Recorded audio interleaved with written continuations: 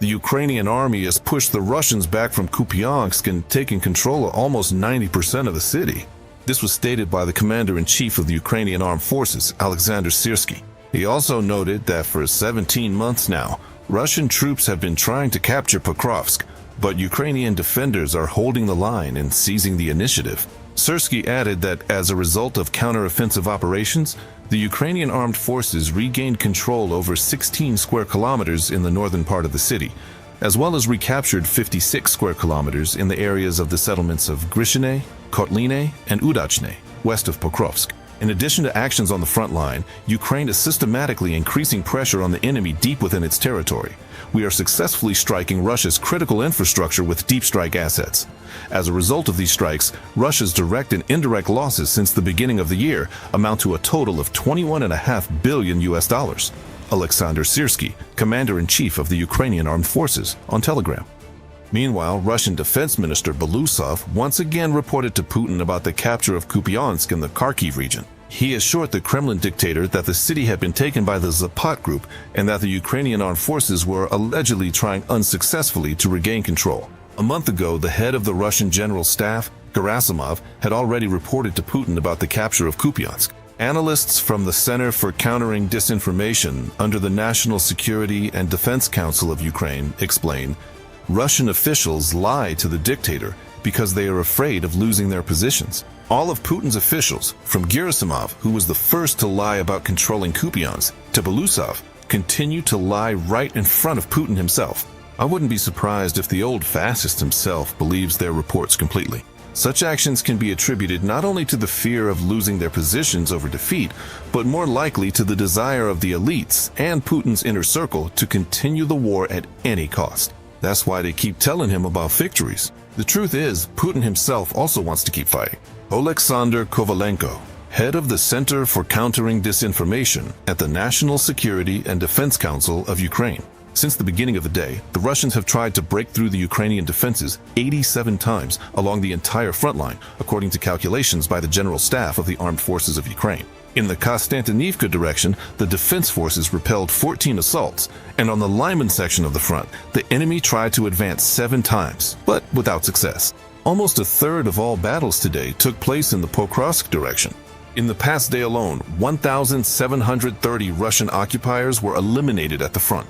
According to the General Staff of the Armed Forces of Ukraine, the total combat losses of the Russian army since the start of the full-scale invasion have already exceeded 1,192,000 personnel. And recently, President Zelensky announced the figures for Russia's irrecoverable monthly losses, about 30,000 soldiers. The losses have increased even more, and Putin is looking for all sorts of ways to conduct covert mobilization. That is, now it's not just in the spring or, for example, in the fall that he calls up Yasa. We know that they're looking for volunteers from over 100 different countries, and the prisoners, the ones who are their servicemen, we've already seen information showing that people from various countries are involved. One way or another, they still manage to maintain this level with an extra reserve. And this reserve, in terms of numbers, is of course used at the front in the priority areas, and our defenders feel it. 6 tanks have also been destroyed, along with more than 24 armored fighting vehicles, over 30 artillery systems, and 1 multiple rocket launcher system. In addition, yesterday the Russians lost 1 electronic warfare system, more than 150 operational tactical level drones, and 180 units of vehicles and special equipment. Let's talk about the situation at the front. We have a guest joining us now, Vladislav Seleznev, military expert. Vladislav, welcome, and glory to Ukraine. Good morning to you too. Glory to the heroes. Hello. Vladislav, let's do it this way. What's your assessment of the current situation we're observing around Pokrovsk? And I'd also like us to focus on what's happening right now in Kupiansk. Because yes, I keep hearing statements made during meetings of the so-called supreme leader of the Russian Federation with representatives of the Defense Ministry, the Ministry of Defense, and the General Staff, where, as they claim, the armed forces of Ukraine continue to try to regain positions already lost in the settlement of Kupiansk. Well, in general, let's try to figure out what's really going on, Vladislav. A lie repeated many times has every chance of becoming a historical fact. Basically, Putin always lies. That's not some kind of secret, or it's more like an open secret. Putin lies every time he opens his mouth. So his statement about Kupiansk in this regard is no different from his previous and other statements. But facts, as they say, are a stubborn thing. Putin once announced a tour for foreign and Russian journalists to the territory of Kupiansk. I, for one, have never seen a single group of such journalists there. But I did see President Volodymyr Zelensky, who was streaming live right from within the city limits of Kupiansk. It's obvious that Putin is hardly ever going to dare to pull off the same move, to travel like that and personally show up in Kupiansk, because it's clear that for him, physically, it's impossible. Either most of the settlement is under the control of the Ukrainian army and our soldiers are continuing to clear out the area from those Russian army assault troops who are still hiding in apartments and basements in those areas. Obviously, the situation there remains quite difficult because the enemy is trying to make every effort to restore the status quo that existed on this section of the front just a month or a month and a half ago. But do they have a chance? I think it's pretty slim, for one obvious reason. We have under control, primarily with fire control, that very same logistics route that previously supplied the Russian group operating north of Kupiansk. At present, the Russians have no way to radically change the situation. And these limitations are due to the fact that the enemy, despite the fact that they are deploying, within the so-called special military operation, there are about 710,000 personnel, which is excessive. There are no resources. And here, by the way, is some very interesting arithmetic. MLRS. President Medvedev recently stated that about 410,000 Russians have signed contracts with the Russian Ministry of Defense, and another approximately 35 have joined the armed forces of the Russian Federation as volunteers. So that's roughly about 450,000. But the total increase in the Russian group involved in this so-called special military operation over the year has grown by only about 50,000, from 660 at the beginning of the year to the current 710. So where did the remaining just under 400,000 Russian servicemen go? The answer, as far as I'm concerned, is absolutely obvious, and it lies in the numbers from the Ukrainian General Staff, which we see every morning, namely the killed and wounded Russian servicemen. In other words, there is, naturally, a physical loss of Russian occupiers who are literally trying to reinforce their positions with the bodies of their own soldiers. The route, the path to those much-desired square kilometers of Ukrainian territory, and the particular feature of the current losses for the enemy is that over 65% of Russian losses are 200s, killed in action. In other words, the Russians are unable to properly organize the evacuation of their wounded soldiers. The Russians are using improvised vehicles that offer no protection whatsoever from Ukrainian shells or bullets. Russian assault troops. As a result, the ratio of 200s to 300s is just insane. Insane in its essence, because usually, according to the classic military manuals, they say the typical loss ratio is 1 to 3. Typically, for every 1 killed, there are 3 wounded. Russia is breaking these patterns and destroying them. And in fact, this breaking of the patterns is currently being observed in the areas of Pokrovsk and Vernograd as well. The enemy has concentrated about 150,000 personnel in that sector of the front. We can't really talk about any significant territorial gains over the past 2 or 3 weeks. Yes, it is happening. There's a gradual infiltration of Russian assault troops into the center of the settlement of Pokrovsk. Nevertheless, the north, and northeast outskirts of Pokrovsk remain under the control of our army. Accordingly, we still have the ability to hold them back. The pincers of operational semi-encirclement are closing in around our group, which is operating not only in Pokrovsk but also in the Mirnograd area. Yes, the enemy is trying to put pressure on our defenders. South of Mirnograd, fighting is already taking place in the suburbs of the settlement. But the enemy is making progress extremely slowly. Well, frankly, it's obvious why. Because urban combat is the most difficult type of warfare. And frankly, we're all interested in the question of how long we can hold these lines and positions in the Pokrovsk and Mirnograd area. The answer to that question, in my opinion, is absolutely clear. And decisions of that nature will be made directly by Ukrainian commanders on the ground. because they have full knowledge of all the information regarding our capabilities and our resources, which are primarily determined by logistics. If the opportunity arises, then of course we will continue to use both Pokrovsk and Leningrad as a sort of magnet. A huge amount of Russian army resources are being drawn there, instead of, for example, the Russian general staff being able to redistribute them to other, equally important sectors of the front, such as the east of the Zaporizhia region. Vladislav, please tell us, what do you think about these latest statements from Putin? These threats, these hints that Europe isn't quite what he wants. So now they're saying Russia is under attack too? But at the same time, with the losses we're seeing in Ukraine at the front, does this mean that citizens of the Russian Federation should prepare for a new wave of intensified mobilization? In other words, are they going to throw everyone into this meat grinder? Absolutely, and the Russian Federation has experience with this in its recent history. Let's recall the events of September 2022.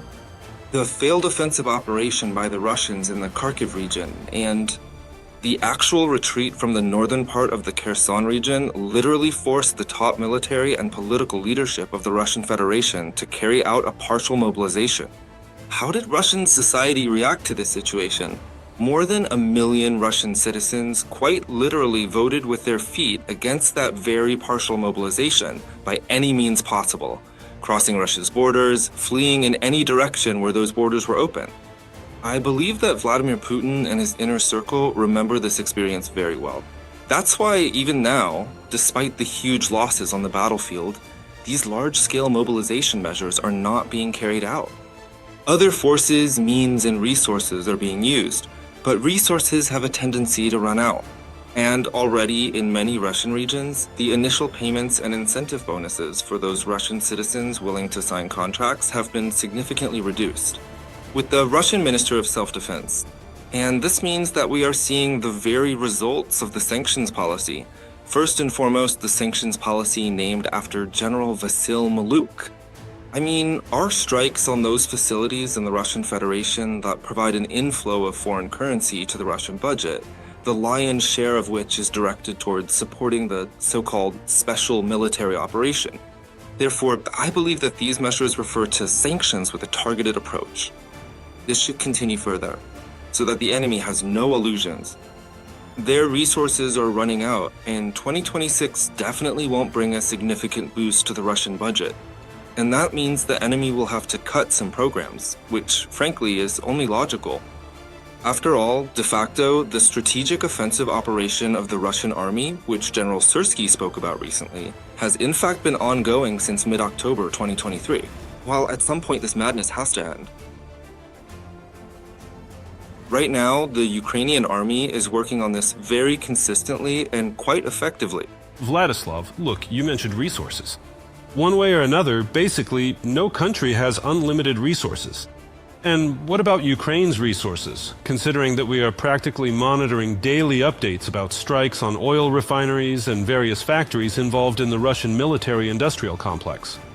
And whether it's different facilities in the temporarily occupied territories of Ukraine, particularly Crimea. Essentially, we are seeing an increase, a systematic approach basically, to taking out these facilities so that the Russian Federation, the Russian army, cannot make use of the relevant production. Yes, absolutely. And since historically it just so happens that this is one of my favorite topics, I'll use Crimea as an example to demonstrate this system. And the plan of action by the Ukrainian Defense Forces is aimed at depleting the offensive potential of the Russian occupiers. Take note, after all, Crimea has long since turned into something like Chornobyivka 2.0 in terms of destroying enemy air defense and missile defense systems. And first and foremost, unknown friendly drones and missiles are targeting the radar stations of Russian air defense in Crimea. The reason is obvious, because those are the eyes. The eyes of those very launchers that track aerial targets. And then strikes are carried out on them using missile weapons deployed in the temporarily occupied territory of Crimea.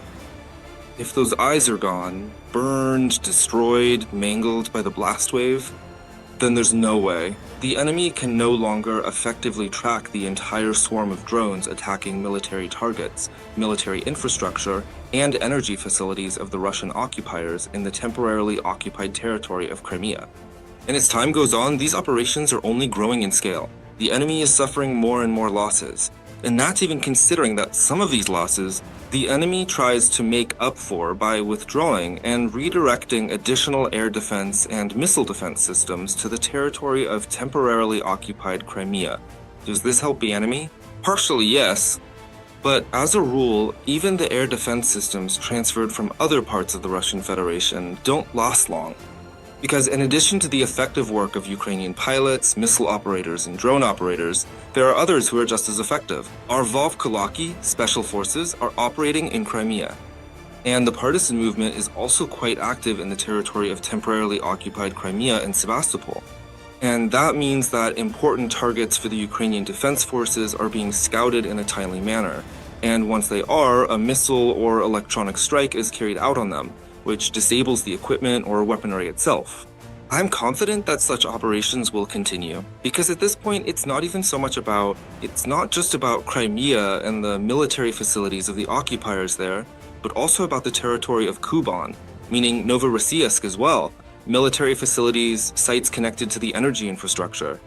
This is only possible for us because those very drones are able to cross over quite freely, both the Black Sea and the Sea of Azov, and to fly freely over the territory of temporarily occupied Crimea, in order to carry out their tasks and missions, including on the Caucasian coast of the Black Sea. I mean, the southern part of the Russian Federation. Vladislav, thank you very much for the conversation and for joining our broadcast. You're always welcome, Air. Come by any time. Vladislav Seleznev, military expert, was with us live.